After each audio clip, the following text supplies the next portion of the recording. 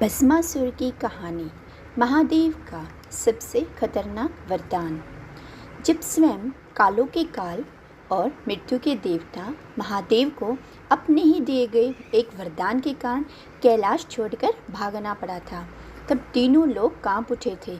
एक ऐसा दानव था जिसके केवल स्पर्श मात्र से ही ब्रह्मांड की कोई भी शक्ति राख के ढेर में बदल सकती थी।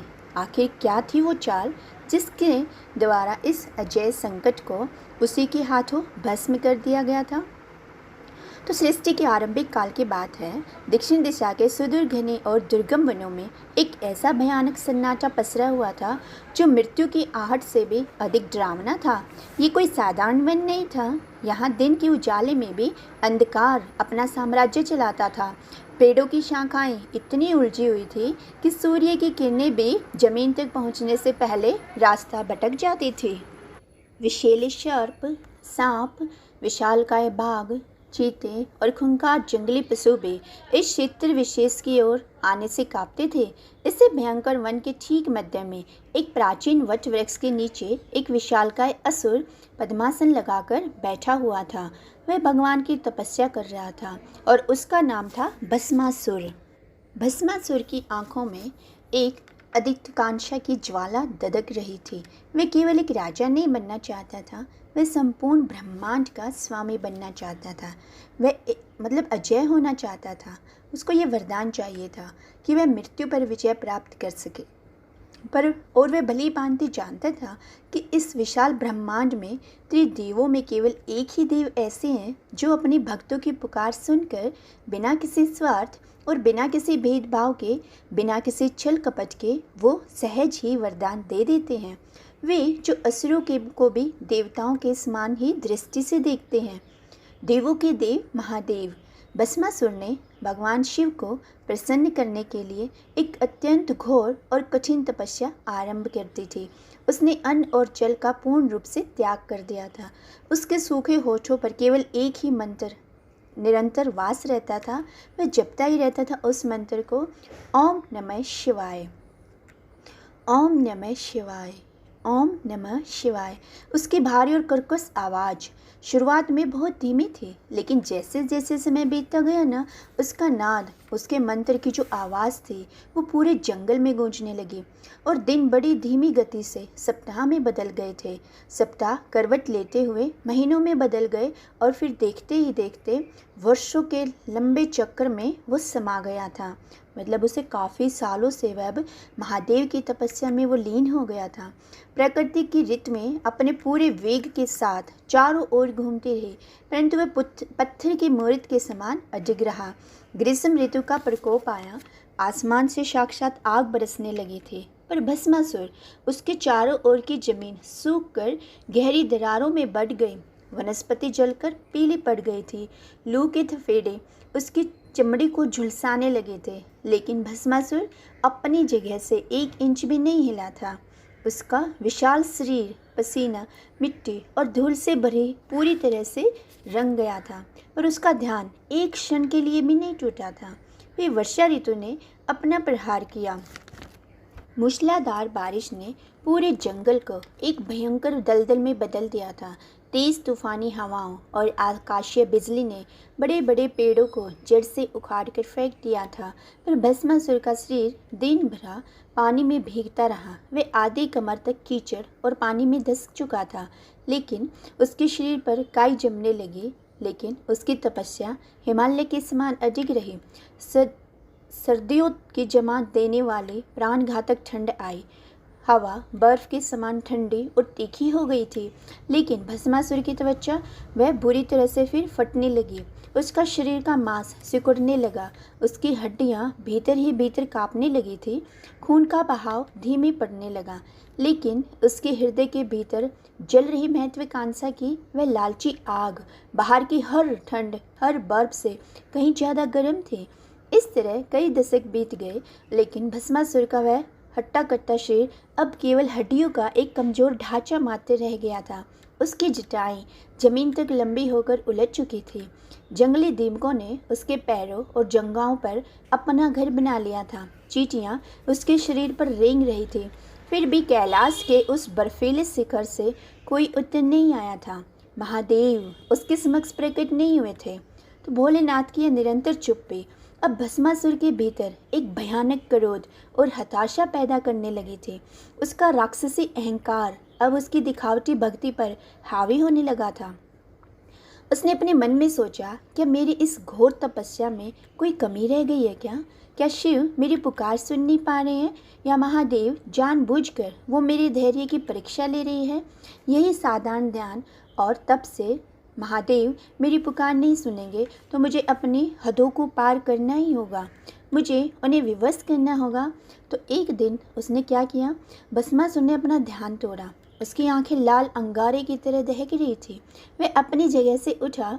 उसके उस कंकाल नुमा कमजोर शरीर में जैसे एक राक्षसी और उन्मादी ऊर्जा दौड़ गई थी। उसने पागलों की तरह जंगलों की सूखी लकड़ियों, जड़ी बूटियों और हवन सामग्री को एकत्रित करना शुरू कर दिया था। उसने अपने ही हाथों से जमीन खोदकर एक विशाल और गहरा अग्निकुंड तैयार किया ताकि वह महादेव के नाम का यज्ञ कर सके। फिर उसने मंत्रोच्चार करते हुए 2 पत्थरों को रगड़कर उस कुंड में अग्नि प्रज्वलित की। कुछ ही पलों में आग की लपटें आसमान को छूने लगी थी। अग्नि का ताप इतना भयंकर और तीव्र था कि आसपास के हरे पेड़ भी झुलसकर काले पड़ने लगे थे। हवा में धुएं का एक भारी गुब्बार सा छा गया था। भस्मासुर ने अपनी कमर से एक धारदार भारी और भयानक खड्ग बाहर निकाली।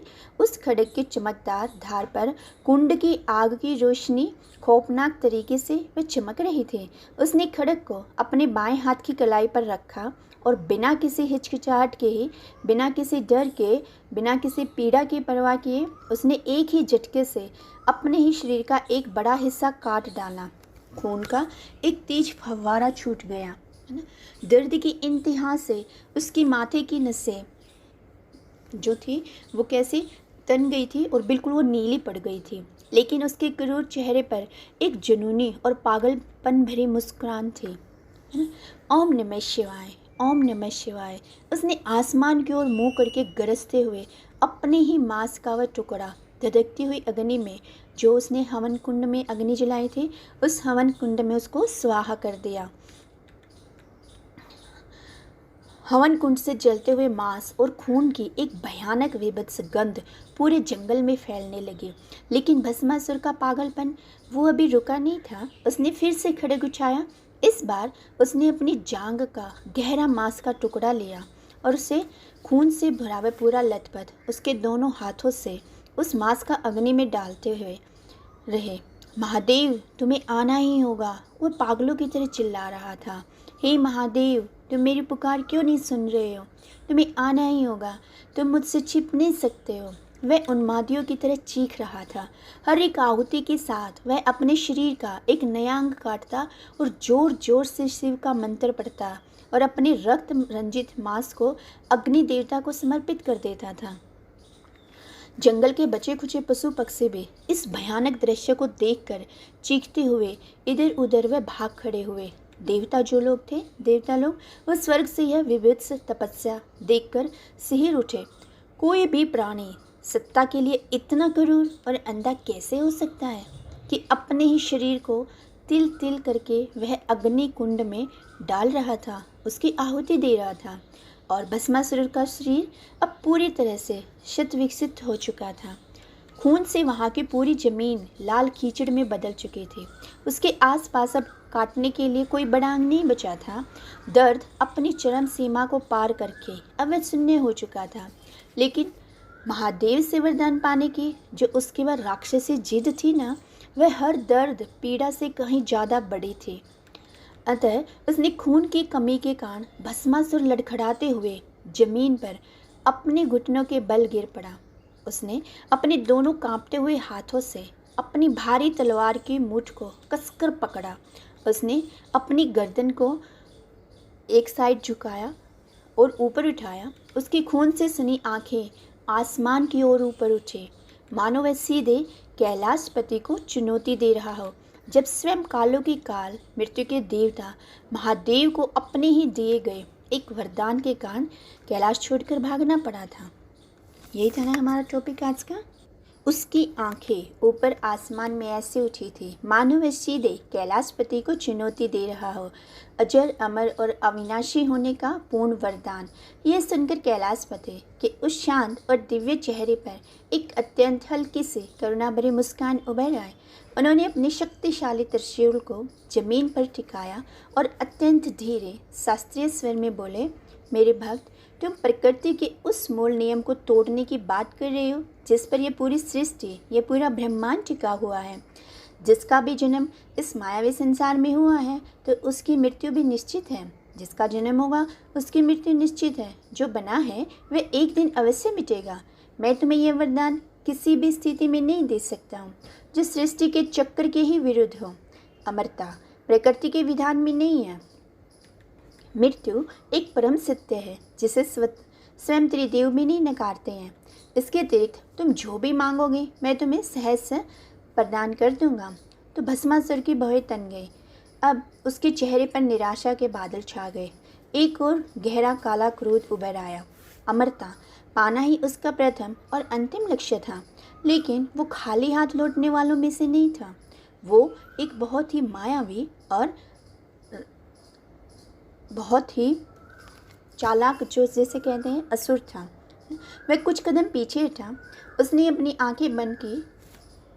उसका शातिर, कूटनीतिक और विनाशकारी दिमाग बिजली की गति से दौड़ने लगा। यदि मैं मृत्यु को हमेशा के लिए हरा नहीं सकता, तो उसने अपने मन ही मन एक खौफनाक विचार को जन्म देते हुए सोचा, तो मुझे मृत्यु का पूर्ण रूप से अपने अधीन करना होगा। यदि मैं अमर नहीं हो सकता तो मुझे स्वयं साक्षात्कार काल बनना होगा। एक ऐसी अजय शक्ति जिसके सामने बड़े से बड़ा देवता, यक्ष, गंधर्व, किन्नर भी सभी घुटने टेक दे। एक ऐसा अस्त्र जिसका तीनों लोकों में कोई तोड़ ही ना हो। कुछ पलों के लिए उस भारी दम घोटू सन्नाटे के बाद भस्मासुर ने अचानक अपनी आंखें खोली।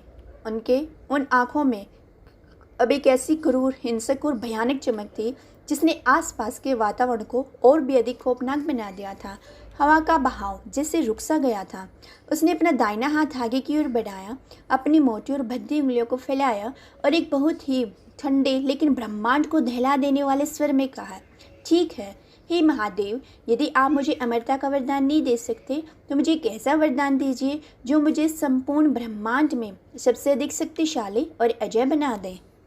मुझे यह वरदान दीजिए कि मैं अपने इस दाहिने हाथ को जिसके भी मस्तक पर रख दूं, चाहे वह साधारण मनुष्य ही शक्तिशाली हो या फिर गंधर्व हो या मायावी असुर हो या स्वर्ग का कोई बड़े से बड़ा देवता ही क्यों ना हो, वह उसी क्षण उसी पल भस्म हो जाए, अर्थात जलकर वह राख हो जाए, एक ढेर में बदल जाए, तुरंत भस्म हो जाए। यह भयानक वाक्य जैसे ही भस्मासुर के मुंह से निकला, पूरे ब्रह्मांड का संतुलन जैसे एक पल के लिए डगमगा गया हो। स्वर्गलोक में नंदनवन के खिलते हुए पारिजात के फूल अचानक कुमला गए हों, मतलब वो मुरझा गए थे। देवराज इंद्र जो अपने सिंहासन पर विराजमान थे, उनके हाथ से उनका शक्तिशाली वज्र छूटकर जमीन पर गिर पड़ा। सारे देवता जो अब तक स्वर्ग के झरोकों से इस तपस्या के परिणाम को उत्सुकता से देख रहे थे, उनके चेहरे का रंग पूरी तरह उड़ गया था। देवलोक में अचानक एक भारी हाहाकार मच गया। ये क्या अनर्थ होने जा रहा है? देवराज इंद्र पसीने से तरबतर होकर कांपते हुए स्वर में चिल्लाए, यदि देवों के देव महादेव ने यह विनाशकारी वरदान दे दिया तो यह असुर पूरे ब्रह्मांड को, तीनों लोकों को एक धधकते हुए शमशान में बदल देगा। यह तो सृष्टि का विनाश है। हमें किसी भी तरह महादेव को रोकना होगा। देवता त्राहिमाम करने लगे, लेकिन किसी भी देवता में इतना दुस्साहस नहीं था कि वे कैलाशपति के वचनों के बीच में आकर हस्तक्षेप कर सकें। तो भस्मासुर ने जो मांगा था वह केवल एक शारीरिक शक्ति नहीं था, वह साक्षात चलता फिरता विनाश था। एक ऐसा भयानक ब्रह्मास्त्र जिसके साधन के लिए किसी मंत्र, किसी धनुष या फिर किसी अनुष्ठान की कोई आवश्यकता नहीं थी। केवल एक साधारण सा स्पर्श ही मृत्यु देने के लिए पर्याप्त था। तो महादेव अपनी शांत और गहरी आंखों से भस्मासुर के उस लालची सत्ता के भूखे और भयानक चेहरे को देख रहे थे। वे स्पष्ट रूप से जानते थे कि इस वरदान का अंतिम परिणाम क्या होगा। वे जानते थे कि ये शक्ति एक ऐसे दानव के हाथ में जा रही है जिसके पास ना तो रत्ती भर विवेक है और ना ही धर्म का ज्ञान है और ना ही हृदय में करुणा। लेकिन भगवान, महादेव, जो अपनी सरलता के लिए पूरे ब्रह्मांड में जाने जाते थे, वे अपने वचन के पक्के थे। उन्होंने स्वयं अपने मुख से कहा था कि वह जो भी मांगेगा वे उसे पूर्ण करेंगे। तो महादेव ने अपनी आंखें एक क्षण के लिए बंद की। उनके मुखमंडल पर एक अलौकिक, विचलित न होने वाली शांति थी। उन्होंने अपना दायां हाथ अत्यंत गरिमा के साथ ऊपर उठाया, जिसमें सृष्टि के नाद का प्रतीक उनका डमरू बंधा हुआ था।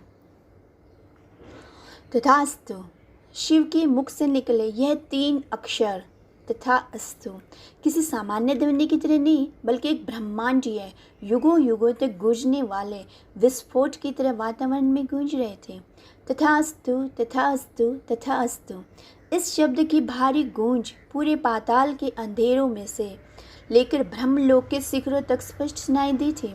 दिशाएं कांप उठी, पर्वतों में दरार आ गई थी और शांत समुद्रों में अचानक ऊंचे ऊंचे ज्वार भाटों की लहरें उठने लगी थी। ब्रह्मांड के कण कण ने इस वरदान की भयानकता को महसूस किया था, और जैसे ही महादेव ने अपना आशीर्वाद दिया ना, उनके विशाल और शक्तिशाली त्रिशूल के ऊपरी हिस्से से एक अत्यंत तीव्र, दहकती हुई लाल और काली ऊर्जा उत्पन्न हुई थी। यह ऊर्जा किसी भयंकर जंगली आग और कड़कती हुई बिजली, आकाशीय बिजली जो होती है, उसका मिश्रण प्रतीत हो रही थी। वह ऊर्जा त्रिशूल के शिखरों से निकली और हवा को चीरते हुए एक भयंकर गर्जना के साथ सीधे भस्मासुर के फैले हुए दाहिने हाथ में जाकर समा गई थी। यह दृश्य अत्यंत खौफनाक और सम्मोहक और विस्मयकारी था। उस दिव्य और असीमित ऊर्जा के हाथ में आजमाते ही भस्मासुर के पूरे शरीर में एक भयंकर, झकझोर देने वाला झटका लगा। वह दर्द और शक्ति के एक अजीब, पागल कर देने वाले नशे में 2 कदम पीछे की ओर लड़खड़ाया। उसका वह दाहिना हाथ अब किसी साधारण असुर या फिर मांस का हाथ नहीं रह गया था। वह अंदर ही अंदर एक भयंकर आग की तरह दहक रहा था। भस्मासुर ने हाँफते हुए, अपनी सांसों को काबू में करते हुए, अपने उस वरदान प्राप्त हाथ को अपनी चौड़ी आंखों के ठीक सामने किया। उस हाथ की त्वचा का रंग एकदम लाल हो चुका था, ठीक वैसे ही जैसे भट्टी में अधिक तापमान पर तपता हुआ लोहा लाल हो जाता है। उसकी मोटी नसें अब भयानक रूप से काली पड़ गई थी, और उन नसों के भीतर लाल रक्त की जगह जैसे उबलता हुआ, खोलता हुआ लावा बहुत तेजी से दौड़ रहा था। उसके उस हाथ से एक अजीब सी घुटन भरी गर्मी और जली हुई राख की तीव्र महक उठ रही थी। आसपास की हवा केवल उस हाथ के ताप मात्र से ही झुलस रही थी, और वहाँ एक दृश्य धुंधला पड़ने लगा था। भस्मासुर को अपने भीतर, अपनी आत्मा की गहराइयों तक एक ऐसी असीमित, बेलगाम और दानवीय शक्ति का स्पष्ट एहसास हो रहा था, जो उसने अपने पूरे जीवन में, अपनी पूरी तपस्या में कभी महसूस नहीं किया था। उसका सीना अहंकार से इस कदर फूल गया था, मानो अब वह संपूर्ण ब्रह्मांड को अपने पैरों के नीचे रौंद देना चाहता हो। वह सत्ता और शक्ति के उस अजय और अंधे नशे में इस तरह पागल हो गया था। उसने अपने उस धधकते हुए लाल हाथ की मुट्ठी को पूरी ताकत लगाकर जोर से भी मुट्ठी को बंद होते हुए उसके पोरों से आग की भयंकर चिंगारियां निकली।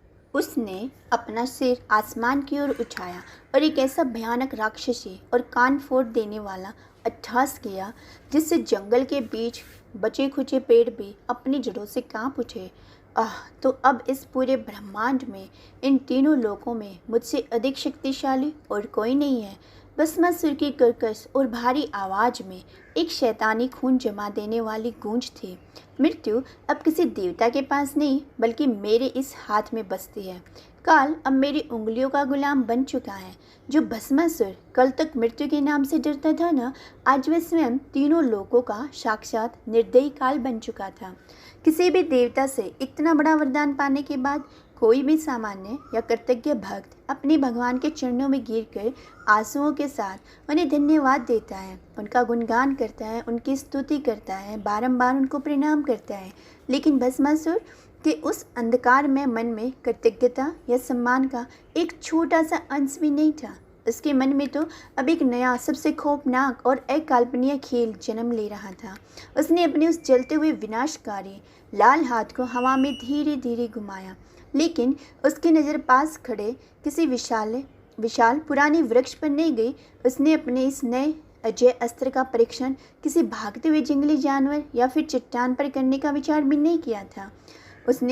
उसके मन में आया ही नहीं। उसकी वह क्रूर, लालची और विश्वासघाती आंखें धीरे धीरे घूमी और बिना किसी भय के साथ सीधे उस परम शक्तिशाली देवता पर जाकर टिक गई, जिसने अपनी सरलता से उसे यह अजय और मृत्युदायी शक्ति प्रदान की थी।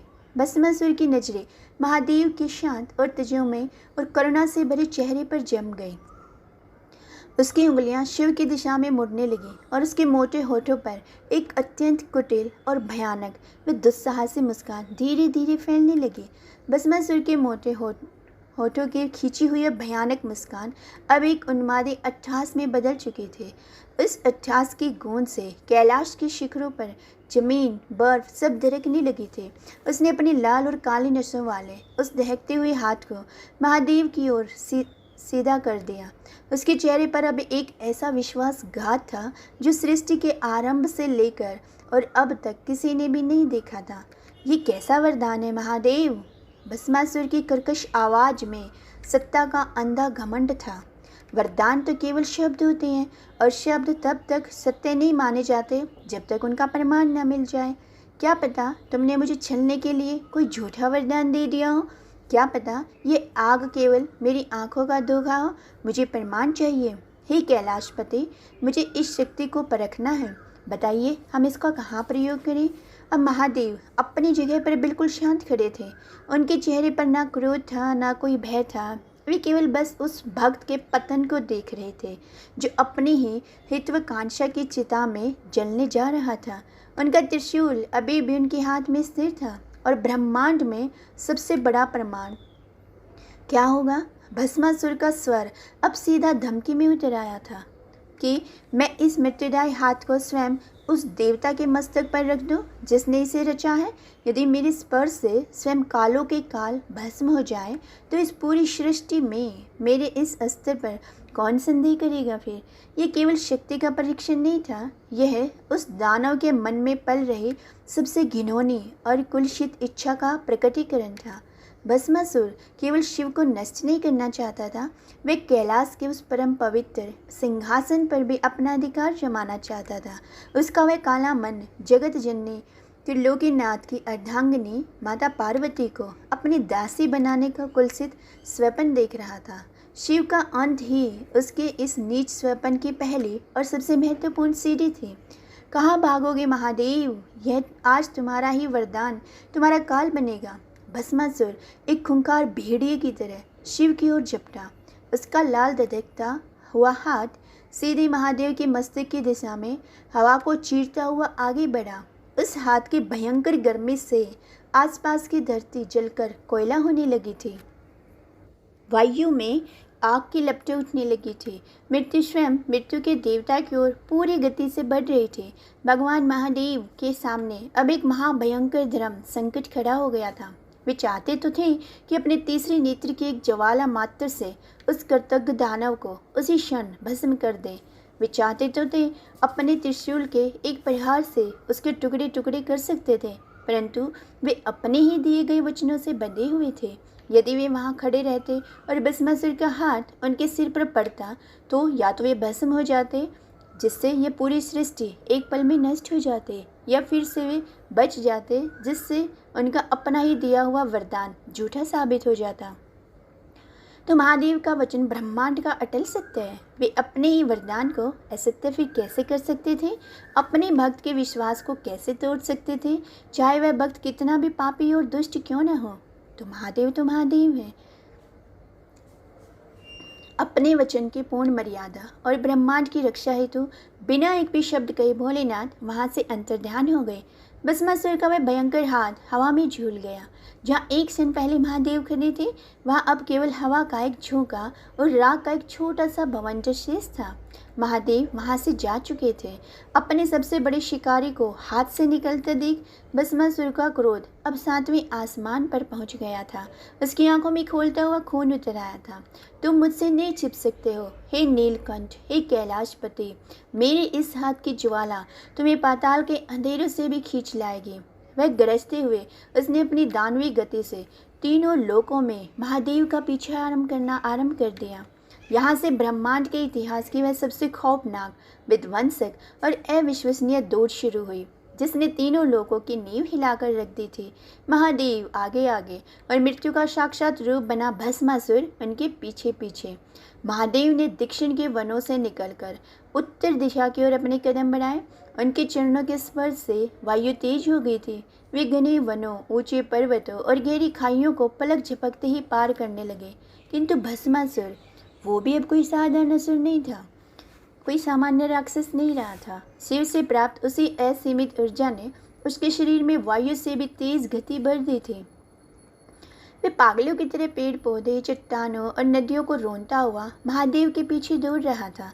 जिस मार्ग से भस्मासुर गुजरता वहाँ केवल विनाश और मृत्यु का क्रूर तांडव शेष रह जाता था। उसका वह दहकता हुआ दाहिना हाथ जैसे किसी हरे बड़े पेड़ की शाखाओं से टकराता, वह पूरा का पूरा विशाल पेड़ बिना किसी चिंगारी के सीधे राख का ढेर में बदल जाता था। उसके विशाल कदमों की धमकता से धरती का सीना फटने लगा। बड़ी बड़ी प्राचीन पर्वतीय श्रृंखलाएं भी उसके झटपटने मात्र से टूट कर चूर हो रही थी। जो पवित्र नदियाँ उसके मार्ग में आई, वे उसके हाथ की भयंकर ज्वाला के ताप से क्षण भर में ही सूख कर भाप बन गई थी। जो उन नदियों में जलचर प्राणी थे, वो सभी भी तड़प तड़प कर राख हो गए थे। पूरा भूलोक एक जलते हुए काले और दम घोटू शमशान में तब्दील होने लगा था। भस्मासुर रुकने का नाम नहीं ले रहा था। उसके दिमाग में केवल एक ही लक्ष्य था कि महादेव के मस्तक सृष्टि का यह हाहाकार स्वर्गलोक तक पहुंच गया। देवराज इंद्र, पवन देव, अग्निदेव, वरुण देव, सभी देवता अपने अपने दिव्य सिंहासनों से उठ खड़े हुए। उनके चेहरों का रंग पूरी तरह उठ चुका था। वे स्वर्ग के झरोखों से असहाय होकर ब्रह्मांड के सबसे बड़े रक्षक को प्राण बचाकर भागते हुए देख रहे थे। कोई भी देव महादेव की सहायता के लिए आगे आने का तनिक भी साहस नहीं कर पा रहा था, क्योंकि वे भली भांति जानते थे कि भस्मासुर का वह हाथ जिस पर भी पड़ेगा, उसका अस्तित्व उस ब्रह्मांड से हमेशा के लिए मिट जाएगा। देवताओं ने अपने अपने अस्त्र शस्त्र नीचे रख दिए थे। धरती के हर कोने पर, हर दिशा को पार करने के उपरांत महादेव ने आकाश मार्ग की ओर उड़ान भरी। वे अंतरिक्ष के उस अनंत और अंधकार में विस्तार में प्रवेश कर गए, जहाँ केवल तारे, ग्रह और निहारिकाएं, आकाश गंगाएं विद्यमान थी। भस्मासुर ने भी एक भयंकर छलांग लगाई और ब्रह्मांडीय शून्यता में महादेव के पीछे दौड़ पड़ा। अंतरिक्ष का यह अदृश्य, अत्यंत धीमा, स्तब्ध कर देने वाला और रोंगटे खड़े कर देने वाला था। यह दृश्य चारों ओर एक अनंतहीन, गहरा, नीला और काला अंधकार था। इस अंधकार के बीच महादेव अत्यंत शांत, निर्विकार और अलौकिक गति से तैर रहे थे। उनके चेहरे पर अभी भी कोई सिकन, कोई घबराहट नहीं थी। उनकी जटाएं ब्रह्मांडीय हवाओं में लहरा रही थी। उनके गले में लिपटा वासुकी नाग अपनी आंखें खोले इस विनाशकारी खेल को देख रहा था। लेकिन महादेव, वो फिर भी शांत थे। उनके ठीक पीछे मृत्यु का सबसे क्रूर और भयंकर भवंडर पूरे वेग से दौड़ रहा था। भस्मासुर की आंखें लालटेन की तरह अंतरिक्ष के अंधेरे में भी चमक रही थी। उसकी भारी सांसों से आग की लपटें निकल रही थी। उसका वह लाल और कठोर काले रंग का वह धधकता हुआ हाथ पूरी तरह से आगे की ओर फैला हुआ था। उसके हाथ और महादेव के पवित्र मस्तक के बीच अब केवल कुछ ही इंच की दूरी शेष रह गई थी। देवताओं की सांसें स्वर्ग में अटक गई थी। समय जैसे बर्फ की तरह जम गया था। ब्रह्मांड की हर ध्वनि शांत हो गई थी। भस्मासुर एक भयानक अट्टहास कर रहा था। उसकी गूंज से अंतरिक्ष में तैरते हुए उल्का पिंड भी कांप रहे थे और दौड़ते हुए वह भयंकर हाथ गलती से यदि किसी अंतरिक्ष में तैरती हुई किसी विशाल चट्टान या छोटे क्षुद्र गिरह से टकराता, तो वह कठोर चट्टान बिना किसी आवाज़ के ही 1 सेकंड के भीतर राख के एक सूक्ष्म बादल में परिवर्तित हो जाती थी। तारों की रोशनी उस उड़ती हुई राख के बीच से छिनकर रहा रही थी। यह एक ब्रह्मांडीय पीछा था। मृत्यु हर क्षण महादेव के मस्तक को छूने का प्रयास कर रही थी और शिव हर क्षण केवल एक बाल के अंतर से उस विनाशकारी स्पर्श से बचकर आगे निकल रहे थे। वह अपनी चरम पर था। सृष्टि का हर एक कण, हर एक जीव, हर एक देवता केवल इसी प्रतीक्षा में था कि कब वह लाल हाथ शिव के मस्तक को छुएगा और कब यह संपूर्ण ब्रह्मांड एक महाप्रलय की राख में दफन हो जाएगा। रुक जाओ, कायरों की तरह भागने वाले देवता! भस्मासुर की आवाज़ में अंतरिक्ष की अनंत गहराई को फाड़ देने वाला अहंकार था। आज तुम्हें कोई नहीं बचा सकता, ना तुम्हारा वो विनाशकारी त्रिशूल और ना तुम्हारा वह प्रलयकारी तीसरा नेत्र। आज तुम्हारी इसी राख से मैं कैलाश का नया सिंहासन बनाऊंगा। उसने अपनी पूरी राक्षसी शक्ति को अपने पैरों में केंद्रित किया और एक अंतिम प्राण घातक छलांग शिव की ओर लगाए। उसका हाथ अब शिव की उड़ती हुई जटाओं के बिल्कुल समीप पहुंच चुका था। उसके हाथ के भयंकर झुलसा देने वाली गर्मी से शिव के मस्तक का अर्धचंद्र भी जैसे पिघलने लगा था। परंतु महादेव वो सृष्टि के सबसे बड़े योगी थे। वे संपूर्ण दिशाओं के और कालों के स्वामी थे। अपनी गति को एक झटके में और तीव्र करते हुए उन्होंने अपनी दिशा बदल दी। भस्मासुर का हाथ हवा को चीरता हुआ खाली निकल गया। क्रोध और झुंझलाहट से पागल भस्मासुर ने फिर से अपना संतुलन बनाया और दुगने वेग से वो महादेव की ओर दौड़ा। यह दौड़ अब सभी सीमाओं को पार कर चुकी थी। पाताल लोक का अंधकार अब बहुत पीछे छूट चुका था और भूलोक के घने जंगल और विशाल पर्वत वो सब राख में बदल चुके थे। स्वर्लोक की अभेद्य सीमाएं भी इस खौफनाक गति के आगे छोटी पड़ रहे थे। महादेव ब्रह्मांड की हर दिशा, हर लोक और हर आयाम से होते हुए अत्यंत तीव्र गति से आगे बढ़ रहे थे, लेकिन भस्मासुर किसी भी कीमत पर पीछे हटने को तैयार नहीं था। वे मृत्यु का एक अंधा बाण बन चुका था जो अपने लक्ष्य को बेधे बिना नहीं रुक सकता था। देवताओं की आर्त प्रार्थनाएं, वेद मंत्र सब स्वर्ग में गूंजने लगे थे, लेकिन कोई भी अस्त्र, कोई भी शक्ति उस वरदान प्राप्त असुर का मार्ग अवरुद्ध नहीं कर सकती थी। भागते भागते महादेव एक ऐसे अलौकिक, शांत और प्रकाशमय क्षेत्र की सीमा तक पहुंच गए जहां अंधकार का कोई अस्तित्व ही नहीं था, जहाँ की वायु में दिव्य पारिजात की सुगंध थी और जहाँ की सुनहरी आभा करोड़ों सूर्यों से भी अधिक शांत, पवित्र और मंगलकारी थी। ये वैकुंठ की सीमा थी, भगवान श्री हरि विष्णु का परम धाम। महादेव वैकुंठ के विशाल प्रवेश द्वार की ओर अत्यंत तीव्र गति से बढ़ रहे थे और उनके ठीक पीछे था असुर भस्मासुर। उनकी गर्दन के पास वो अपना धधकता मृत्युदायी हाथ फैलाए भस्मासुर उन्हें राख में बदलने के लिए बेताब था। शिव वैकुंठ की सीमाओं में प्रवेश कर गए। क्या सृष्टि का परम रक्षक अपने इष्ट को इस विनाशकारी संकट से बचा पाएगा? वैकुंठ की वह अलौकिक और परम शांत सीमा जहाँ ना समय का कोई चक्कर चलता है और ना ही किसी प्रकार का भय निवास करता है, जहाँ की वायु में सदा पारिजात की सुगंध बहती रहती है और शंख की पवित्र ध्वनि गूंजती रहती है। आज वह परम पवित्र धाम की अखंड शांति में एक अकल्पनीय और झकझोर देने वाली हलचल उत्पन्न हुई। ब्रह्मांड के महाशून्य को चीरते हुए स्वयं मृत्यु के देवता महादेव वैकुंठ के उस श्वेत और प्रकाशमय प्रांगण में अत्यंत तीव्र गति से प्रविष्ट हुए। उनके पीछे अभी भी उस जलते हुए विनाशकारी वरदान की तपेश और भस्मासुर की दानवीय गर्जनाओं का कोलाहल अंतरिक्ष की गहराइयों से गूंज रहा था।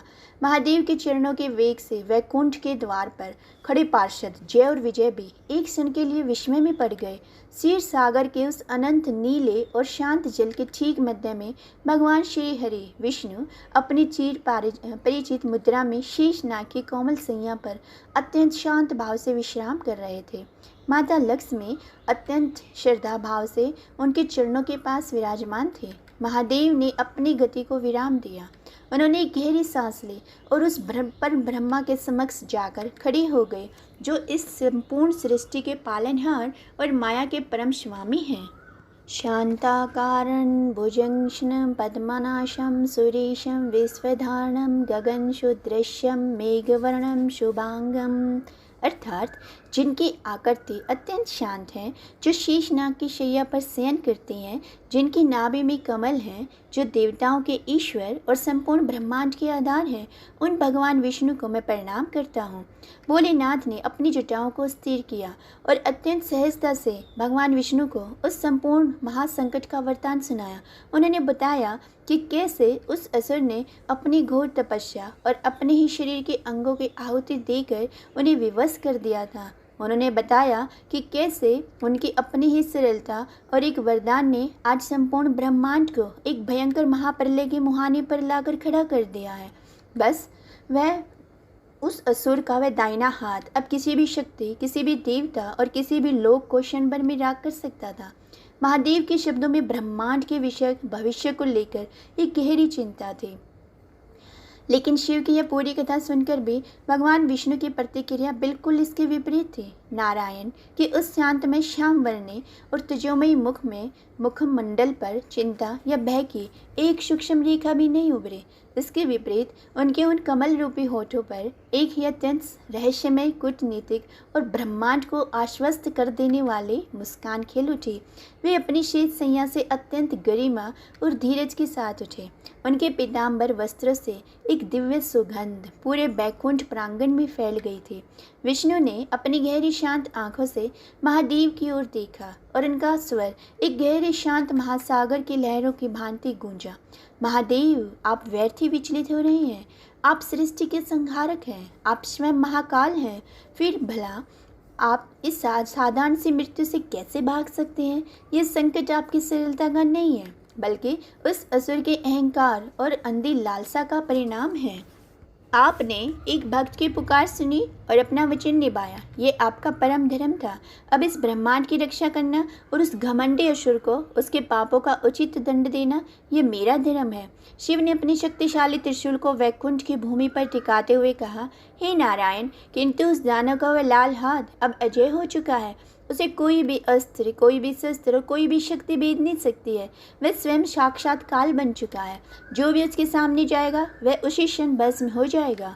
उसका सामना कोई भला कैसे करेगा? भगवान विष्णु की वह रहस्यमय मुस्कान अब और भी अधिक गहरी हो गई। उन्होंने अपना दाहिना हाथ उठाया और एक अत्यंत घोर, कूटनीतिक और आत्मविश्वास से भरे स्वर में बोले, जो बल से नहीं जीता जा सकता, महादेव, वह सदा बुद्धि और माया से जीता जाएगा। बस असुर की असीमित शक्ति उसके दाहिने हाथ में है ना, किंतु उसकी सबसे बड़ी दुर्बलता उसके उस मैले, लालची और वासना से भरे मन में छुपी हुई है। आज वह मृत्यु बनकर आपके पीछे पूरे वेग से दौड़ रहा है, किंतु मैं आपको विश्वास दिलाता हूँ कि कुछ ही पलों में वो मूर्ख स्वयं अपने ही काल को अपने गले लगाएगा। आप यही बैकुंठ में विश्राम करें। इस शक्ति के अंधे दानव को अब मेरी अजय माया का सामना करना होगा। इतना कहकर श्री हरि विष्णु ने अपनी आंखें धीरे से बंद कर ली। जैसे ही नारायण ने अपने नेत्र बंद किए, उनके उस विशाल चतुर्भुज रूप से एक अत्यंत चमत्कारी, तेज और स्वर्ण रंगी प्रकाश फूटने लगा। वह प्रकाश इतना अधिक तीव्र और ऊर्जावान था कि एक पल के लिए वैकुंठ की वह दिव्य आभा भी उसके सामने फीकी पड़ने लगी थी। और स्वर्ण प्रकाश विष्णु के शरीर से निकला और एक ब्रह्मांडीय उल्का पिंड की भांति अंतरिक्ष को चीरता हुआ ठीक उसी दिशा में जा गिरा जहाँ से भस्मासुर पागलों की तरह महादेव को ढूंढते हुए आ रहा था। वैकुंठ की सीमाओं से कुछ ही योजन दूर उस घोर अंतरिक्ष के अंधकार में शून्य में एक अकल्पनीय चमत्कार घटित हुआ। उस स्वर्ण प्रकाश के वहाँ गिरते ही शून्य के उस महासागर में से अचानक एक अत्यंत विशाल, रहस्यमय और जादुई उपवन प्रकट हो गया। यह कोई साधारण वन नहीं था, ये साक्षात श्री हरि नारायण की रची हुई माया का एक परम सुंदर जाल था। उस बाग के पेड़ों के पत्ते वह पन्ने के समान हरे भरे, पारदर्शी और चमकदार थे। उनकी डालियों पर ऐसे दिव्य और अप्सराओं को भी लालच देने वाले रंग बिरंगे फूल खिले हुए थे। उनकी एक अत्यंत मादक, मन को मोह लेने वाले सुगंध निकल रहे थे। और इसी जादुई उपवन के ठीक मध्य में एक स्फटिक के जल वाली सरोवर थी, जिसमें कमल के फूल अपने अलौकिक छटा बिखेर रहे थे। वहाँ की वायु में एक ऐसी अद्भुत मदहोशी थी जो बड़े बड़े सिद्ध योगियों का ध्यान भी एक क्षण में भंग कर दे। ये पूरी तरह से एक मायावी पिंजरा था, जिसे केवल और केवल भस्मासुर रूपे हिंसक पशु के शिकार के लिए बिछाया गया था। और फिर वह स्वर्ण प्रकाश धीरे धीरे छिटने लगा था। प्रकाश के उस तेज भवंडर के बिल्कुल मध्य से अब नारायण का वह शंख, चक्र, गदा और पद्म धारण करने वाले विशाल और पराक्रमी रूप पूरी तरह लुप्त हो चुका था। उस प्रकाश के गर्भ से जो मूर्ति बाहर आई थी, उसे देखकर स्वर्ग के देवता, गंधर्व, यक्ष, किन्नर और अब सभी अपने अपने स्थानों पर जड़ हो गए थे। भगवान विष्णु अब ब्रह्मांड की सबसे सुंदर, सबसे सम्मोहक और सबसे रहस्यमय स्त्री मोहिनी के रूप में परिवर्तित हो चुके थे। मोहिनी, उसका रूप ऐसा था कि साक्षात कामदेव को भी अपने असीम सौंदर्य से एक पल में पराजित करते हुए उनके मुखमंडल पर करोड़ों पूर्णिमा के चंद्रमाओं के समान एक अत्यंत कोमल और उज्ज्वल लावण्य था। उनकी आंखें किसी वन के हिरनी के समान बड़ी गहरी और एक ऐसे मादक रहस्यमय खिंचाव से भरी हुई थी जिसमें कोई भी शूरवीर अपना सर्वस्व हार जाए। उनके काले रेशमी और घने केस उनकी कमर तक लहरों की तरह लहरा रहे थे और उनके हर एक बाल से एक अलौकिक मदहोश कर देने वाली सुगंध वायु में घुल रही थी। मोहिनी के गोरे अंगों पर अत्यंत दुर्लभ और चमकते हुए स्वर्ण आभूषण सजे हुए थे। उनके कानों में रत्न जड़ित कुंडल धीरे धीरे हिल रहे थे। उनके गले में हीरों और मोतियों का एक अत्यंत सुंदर भारी हार उनके उस यौवन को और भी निखार रहा था। उनकी कटी पर बंदी गर्दने में जड़े हुए लाल और नीले रत्न आसमान के तारों की तरह टिमटिमा रहे थे और उनके पैरों में चांदी की भारी अत्यंत सुंदर और घुंघरूदार पायल बंधी हुई थी। मोहिनी की हर एक चाल, उनके चलने का हर एक अंदाज इतना सम्मोहक, जादुई और लयबद्ध था कि उनके केवल एक कदम रखने मात्र से उपवन की सूखी डालियों पर भी फूल खिल उठते थे। जब वे अपनी गहरी और नशीली आंखों से किसी और को देखती तो वहाँ की बहती हुई वायु भी जैसे उनके रूप को निहारने के लिए कुछ क्षणों तक रुक जाती थी। ये कोई साधारण सौंदर्य नहीं था, यह माया और आकर्षण का वह चरम शिखर था जिसे देखकर किसी निर्जीव पत्थर के हृदय में भी वासना की गहरी अग्नि भड़क उठे।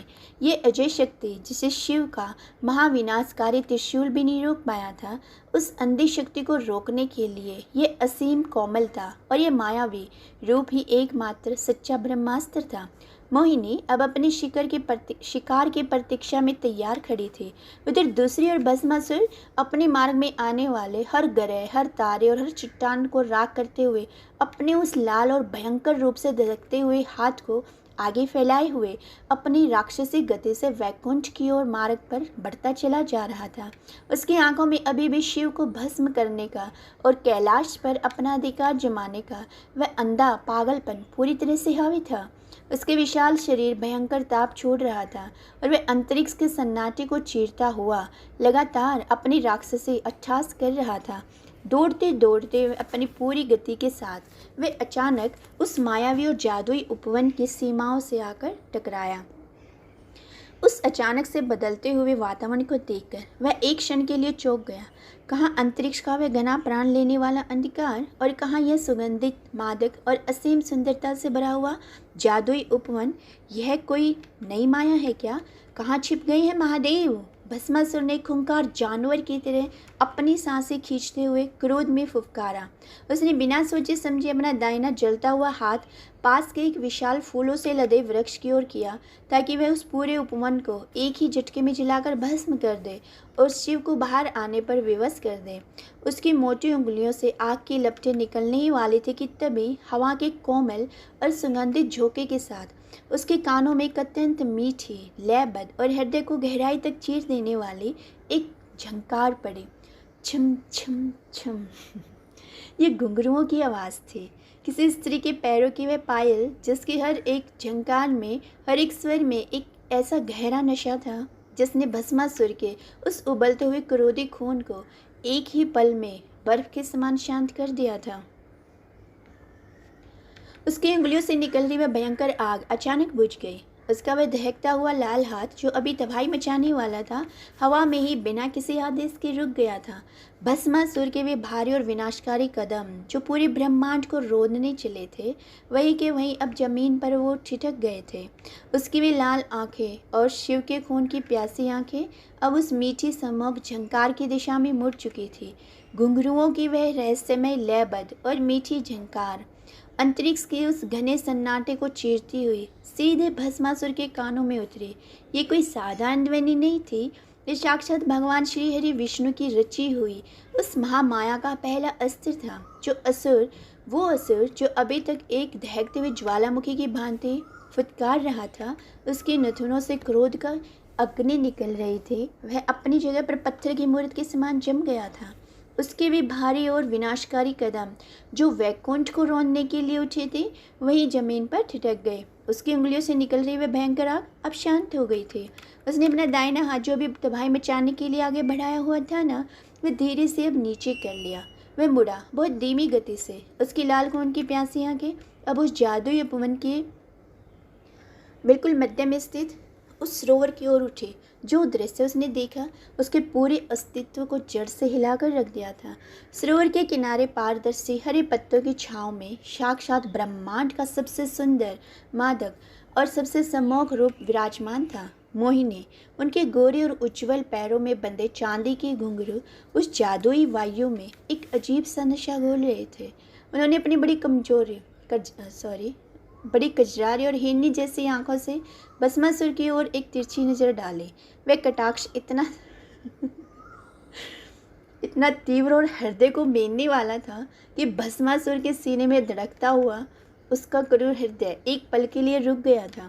उसने असुर के भीतर जो प्रतिशोध, जो सत्ता की भूख और जो भगवान शिव को भस्म करने का अंधा पागलपन उबल रहा था ना, वो मोहिनी के उस कटाक्ष के सामने भाप बनकर उड़ गया। शिव कहाँ गए? कैलाश का सिंहासन कैसा है? वह यहाँ किस उद्देश्य से आया था? वो सब कुछ भूल गया। उसका वह मलिन और अहंकारी मन अब पूरी तरह से काम वासना और एक अंधी लालसा के गहरे दलदल में डूब चुका था। अब उसके सामने केवल एक ही लक्ष्य था और उस असीम सौंदर्य पर अपना अधिकार जमाना। बस उसको देखते ही भस्मासुर की सांसें भारी हो गई। उसकी आंखों में एक भूखे भेड़िए जैसी चमक आ गई थी। वह उस सरोवर की ओर खिंचा चला गया। उसके कदम अब एक उन्मादी हत्यारे के नहीं बल्कि एक सम्मोहित कठपुतली के थे। वे मायावी उपवन की कोमल घास को रौंदता हुआ मोहिनी के बिल्कुल समीप पहुंच गया।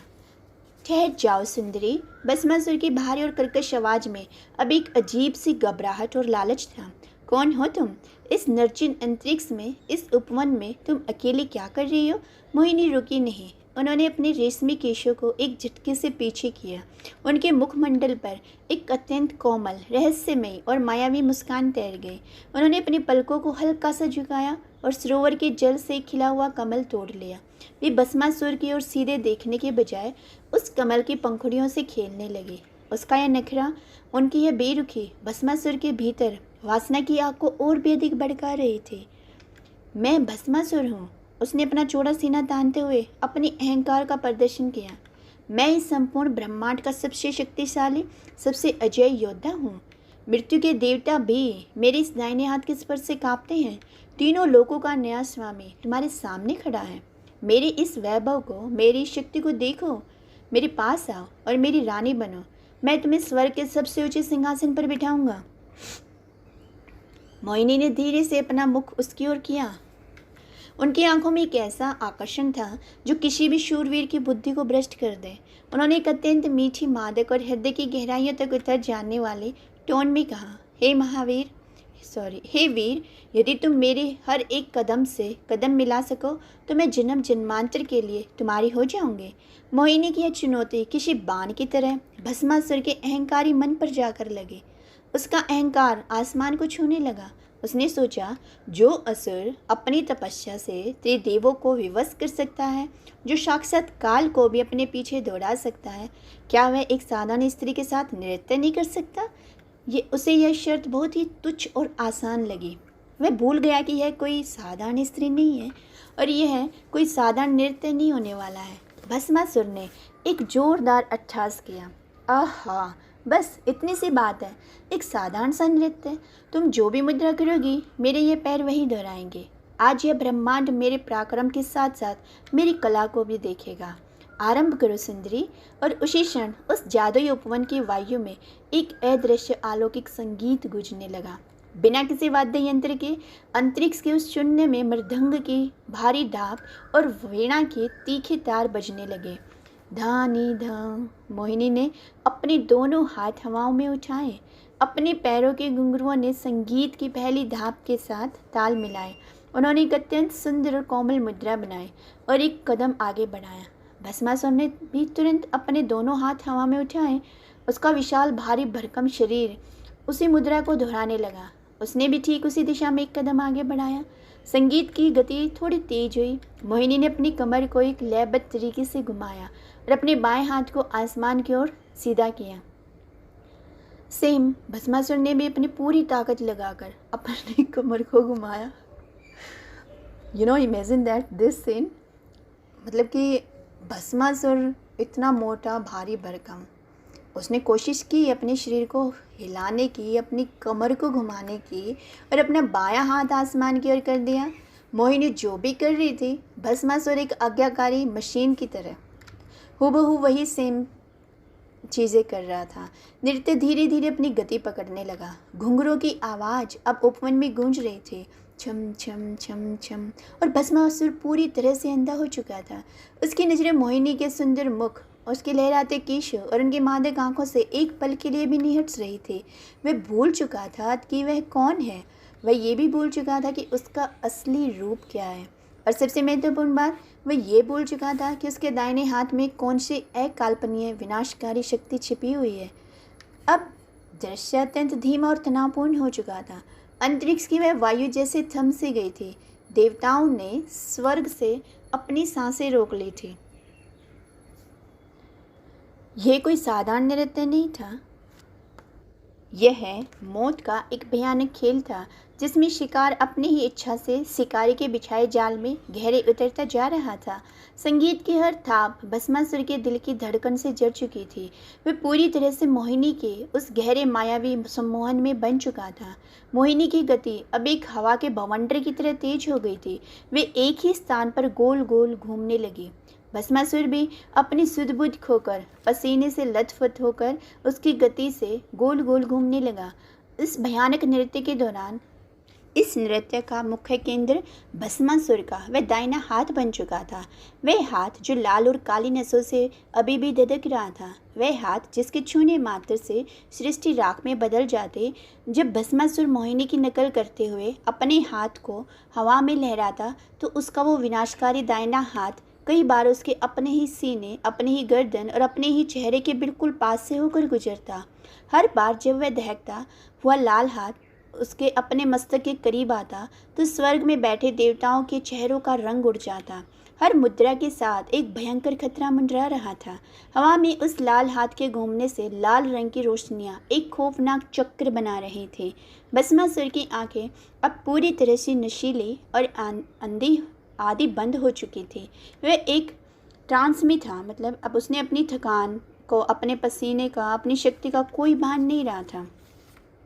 वह केवल और केवल उस सामने थिरकते हुए सौंदर्य को पाने के लिए अपने शरीर की हर सीमा को पार कर रहा था। उसका दिमाग पूरी तरह से शून्य हो चुका था। उसकी सोचने समझने की हर क्षमता को श्री हरि नारायण ने, उस माया ने नष्ट कर दिया था। वो केवल एक परछाई बन चुका था, जो मोहिनी के हर इशारे पर नाच रही थी। अदृश्य मृदंग की थाप और अपनी चरम सीमा अपने अंतरिम मोड़ पर थी। संगीत इतना तेज और उन्मादी हो गया था कि वातावरण में भी एक भयंकर गूंज पैदा हो गई थी। मोहिनी की चालें अब अत्यंत जटिल, रहस्यमय और खतरनाक होती जा रही थी। उन्होंने अचानक अपनी गति को एक झटके में धीमा किया। उनके पैरों के घुंघरू एक पल के लिए शांत हुए। उनकी आंखों में एक अत्यंत तीव्र, ईश्वरीय और विजय चमक उभर आए थे। उन्होंने अपना बायां हाथ अपनी कमर पर रखा और अपने दाहिने कोमल हाथ अत्यंत लालित्य के साथ हवा में उठाया। भस्मासुर ने भी ऐसे ही किया। अपना बायां हाथ अपनी कमर पर रखा और बिना कुछ सोचे, बिना कुछ समझे, वह अपना लाल दहकता हुआ मृत्यु का वरदान प्राप्त दाहिना हाथ हवा में उठा लिया। मोहिनी का वह दाहिना हाथ हवा में घूमता हुआ धीरे धीरे उनके अपने चेहरे, उनके अपने मस्तिष्क की ओर बढ़ने लगा। अदृश्य मृदंग और जादुई वीणा की वह तीव्र ध्वनि अब अपने परम शिखर पर पहुंच चुकी थी। संगीत की गति इतनी झकझोर देने वाली और उन्मादी हो गई थी कि अंतरिक्ष के उस मायावी उपवन के पत्ते भी उस भयंकर ताल पर कांपने लगे थे। वायु में एक प्रकार का गाढ़ा मादक सम्मोहन पूरी तरह से घुल चुका था। भस्मासुर अब वह किसी स्वतंत्र जीव या पराक्रमी योद्धा की भांति व्यवहार नहीं कर रहा था। उसकी अपनी कोई व्यक्तिगत इच्छा, कोई विचार, कोई तर्क या फिर कोई चेतना शेष नहीं बची थी। वह पूरी तरह से एक यंत्र, एक वशीभूत कठपुतली बन चुका था, जिसकी डोर सीधे मोहिनी की सुंदर उंगलियों में बंधी हुई थी। उसका विशाल और दानवी शरीर पसीने से पूरी तरह भीग चुका था। उसकी छाती भारी सांसों के कारण तेजी से ऊपर नीचे हो रही थी। वह बुरी तरह से हाँफ रहा था। उसके पैरों की गति रुकने का नाम नहीं ले रही थी। मोहिनी की हर एक चाल, हर एक जटिल मुद्रा और हर एक इशारे को वह बिना एक क्षण की भी देरी किए हूबहू दोहरा रहा था। बिल्कुल सेम वैसे ही करता जा रहा था जैसे मोहिनी कर रही थी। मोहिनी दाएं घूमती तो वह असुर भी अपना सारा भारी भरकम शरीर दाएं ओर मोड़ देता। मोहिनी आसमान की ओर देखती तो वह भी अपनी नशीली आंखें ऊपर कर लेता। उसकी आंखें नशीली थी, रियली। मोहिनी अपने कदम पीछे खींचती तो वह भी उसी दिशा में सरक जाता। यह एक अंधा विचारहीन अनुकरण था, एक ऐसा मौत का खेल जिसमें वह विनाशकारी दानव अपनी ही दिशा, अपना ही लक्ष्य भूल चुका था। मृत्यु के उस भयंकर बवंडर के बीच सबसे अधिक खौफनाक दृश्य भस्मासुर का वह दाहिना हाथ था। वह हाथ जिसमें साक्षात महादेव का अजय और प्रलयकारी वरदान छिपा था। लाल और काली नसों से ढकता हुआ वह विनाशकारी हाथ जब भी मृत्यु की मुद्रा में हवा में घूमता तो उसके ताप से उपवन की वायु झुलसने लगती। वह हाथ कई बार भस्मासुर की अपनी ही छाती, अपने ही गर्दन और अपने ही चेहरे के बिल्कुल पास से होकर गुजरता। तो इस दृश्य को देखकर देवराज इंद्र और अन्य देवताओं की सांसें भी उनके गले में अटक गई थी। वे बिना पलक झपकाए उस लाल हाथ की परिक्रमा को देख रहे थे। हर एक नई मुद्रा के साथ एक भयंकर प्राण सुखा देने वाला खतरा मंडरा रहा था। हवा में उस लाल हाथ का तेज गति से घूमने के कारण उसकी रोशनियां भी लाल जो आग का वो चक्र बना रही थी। वह पूर्ण रूप से वासना में अंधा हो चुका था। तो भस्मासुर इस महाविनाश से पूरी तरह बेखबर था। वह तो केवल उस सामने थिरकते हुए असीम सौंदर्य को पाने की अपने शरीर की हर सीमा को पार कर चुका था। जब वह हर स्टेप से हर तरीके से जब वह मोहिनी को फॉलो कर रहा था, उसका अनुसरण कर रहा था, तो वहाँ केवल एक भयानक रोंगटे खड़े देने वाला मृत सन्नाटा छा गया। मोहिनी की वह मायावी वायु एकदम से रुक गई। स्पर्श की वह पहली अनुभूति भस्मासुर के मस्तिष्क में बिजली की तरह दौड़ी। उसे एक पल में उसी एक अंश में उसकी आंखों पर पड़ा हुआ वो वासना का भारी पर्दा एक झटके में जलकर राख हो गया। क्या उसका वह अंधा सा मोहन टूटकर बिखर गया? भस्मासुर की वे आधी बंद कामुक आंखें एकदम से पूरी चौड़ी हो गई। उन फटी हुई आंखों में अब कोई लालसा नहीं थी, कोई अहंकार नहीं था। वहाँ केवल और केवल एक जमा देने वाला शुद्ध और अकल्पनीय भय था। उसे अपनी मूर्खता का यह भयानक एहसास हुआ जिसने उसकी रूह को अंदर तक कपा दिया। वह वरदान, शिव का वह प्रलयकारी वरदान, वो वरदान जिसने उसने ब्रह्मांड पर राज करने के लिए मांगा था, वो काल जिसे उसने अपने दाहिने हाथ में ध्यान किया था, आज उसी काल का उसने स्वयं ही अपने ही मस्तक पर रख लिया था। उसने कांपते हुए खौफ से भरी नज़रों से अपने ठीक सामने खड़ी मोहिनी की ओर देखा। मोहिनी अब कोई डरी हुई या लुभाने वाली अप्सरा नहीं लग रही थी। उसके मुखमंडल पर भी एक ऐसा कठोर तेजस्वी और ईश्वरीय प्रताप था जो साक्षात ब्रह्मांड के पालनहार का होता है। वे आंखें अब किसी स्त्री की नहीं थी, वे आंखें साक्षात श्री हरि नारायण की थी जो अपने शत्रु के पतन को बिना किसी करुणा के देख रही थी। भस्मासुर ने अपनी पूरी राक्षसी ताकत लगाकर अपने उस दाहिने हाथ को अपने मस्तक से हटाने का प्रयास किया। वह चीखना चाहता था, वह महादेव से क्षमा मांगना चाहता था, वह भागना चाहता था वहाँ से, परंतु शिव का वरदान पूर्ण रूप से अटल था, अजय था। और भस्मासुर के मुख से चीख का एक स्वर भी बाहर निकलने से पहले ही उसके मस्तिष्क के ठीक उसी बिंदु से जहाँ उसका हाथ रखा था एक अत्यंत भयंकर और विनाशकारी धमाका हुआ। यह आग बाहर से नहीं लगी थी, यह आग उसके भीतर से, उसकी हड्डियों के केंद्र से फूटी थी। एक अंधी दहकती हुई लाल और काली ज्वालाओं के भयंकर सुनामी ने उसके पूरे सिर को एक पल में अपनी चपेट में ले लिया। आग की लपटें इतनी तेज और प्रचंड थी कि उनका प्रकाश करोड़ों सूर्यों के फटने के समान था। वे दानव जिसने अपने बल से कैलाशपति को भी भागने पर विवश कर दिया था, वह अब उस आग के बवंडर के बीच खड़ा तड़प रहा था। उसके शरीर का वह वज्र जैसा कठोर मांस पिघलने लगा था। उसकी वे विशाल हड्डियां जो किसी भी अस्त्र से नहीं कटती थी, वे राख में बदलने लगी। उसकी चीख उसी प्रलयकारी आग के शोर में गुट कर रह गई थी। आग की वे लपटें उसके मस्तक से शुरू होकर उसकी गर्दन, उसकी छाती, उसके पैरों और अंततः उसके पूरे अस्तित्व को निगलती चली गई। यह दृश्य अत्यंत खौफनाक और विस्मयकारी था। बुराई अपने ही रचे हुए जाल में, अपने ही महत्वाकांक्षी और अहंकार की आग में जलकर नष्ट हो रही थी। महज कुछ ही सेकंड के भीतर जो विशालकाय और अजय भस्मासुर उस जादुई उपवन की भूमि पर ढेर हो गया था। उसका शरीर हवा में बिखरी हुई राख के एक भयंकर भवंडर में बदल गया था। वायु का एक तेज झोंका आया और उस उड़ती हुई राख को अंतरिक्ष के अनंत शून्य में उड़ाकर ले गया। भूमि पर अब केवल एक छोटा सा काला और निर्जीव राख का ढेर शेष बचा था। भस्मासुर का अंत हो चुका था। चारों ओर पसरे उस भारी सन्नाटे के बीच मोहिनी उस राख के ढेर के पास अत्यंत शांत भाव से खड़ी थी। उनके चेहरे पर सृष्टि के संतुलन को पुनः स्थापित करने की एक कोमल मुस्कान थी और देखते ही देखते मोहिनी के शरीर से एक अत्यंत तीव्र और पवित्र स्वर्ण प्रकाश फूटने लगा। वे स्त्री रूप से वे आभूषण के घुंघरू उस प्रकाश में विलीन होने लगे। जब वे दिव्य प्रकाश हटा तो वह मोहिनी नहीं बल्कि साक्षात भगवान श्री हरि विष्णु अपने चतुर्भुज रूप में विराजमान थे। उनके हाथों में सुदर्शन चक्र, गदा, शंख, पद्म और अपने पूर्ण तेज के साथ वो चमक रहे थे। उनके पीताम्बर वस्त्रों से वही पुराने ब्रह्मांड को आश्वस्त करने वाले पारिजात की सुगंध बहने लगी थी और नारायण का मुखमंडल अत्यंत शांत और गंभीर था। ठीक उसी समय अंतरिक्ष के उस शून्यता को चीरते हुए भगवान शिव उस जादुई उपवन में प्रकट हुए। उनके चेहरे पर भी वही असीम शांति लौट आई थी। सृष्टि के संहारक और सृष्टि के पालनहार अब एक दूसरे के आमने सामने खड़े थे। महादेव ने आगे बढ़कर अपने दोनों हाथ जोड़े और अपने होठों पर एक कृतज्ञ मुस्कान लाते हुए कहा, हे नारायण, आपकी इस अद्भुत माया ने आज केवल मेरे प्राण ही नहीं अपितु इस संपूर्ण ब्रह्मांड को एक महाप्रलय से बचा लिया है। जब भी बल और वरदान दोनों ही विनाश का कारण बन जाए तो केवल बुद्धि, आपकी बुद्धि और आपका यह मायावी रूप ही इस संकट का एकमात्र समाधान था। शिव आपका सदैव ऋणी रहेंगे। भगवान विष्णु ने अत्यंत कोमलता से अपने हाथ आगे बढ़ाए और महादेव को गले से लगा लिया। हे कैलाशपति, विष्णु का स्वर शांत और समुद्र की गहराइयों जैसा था। रण कैसा, हम दोनों एक ही परब्रह्म के दो स्वरूप हैं। आपने अपने भक्त की पुकार सुनकर अपना धर्म निभाया और मैंने इस ब्रह्मांड को एक असुर के अहंकार से बचाकर अपना धर्म निभाया। जहाँ शिव की सरलता समाप्त होती है तो वहीं विष्णु की माया आरंभ होती है। ये नियति का अटल चक्र था जिसे इस अहंकारी दानव को समझाना आवश्यक था।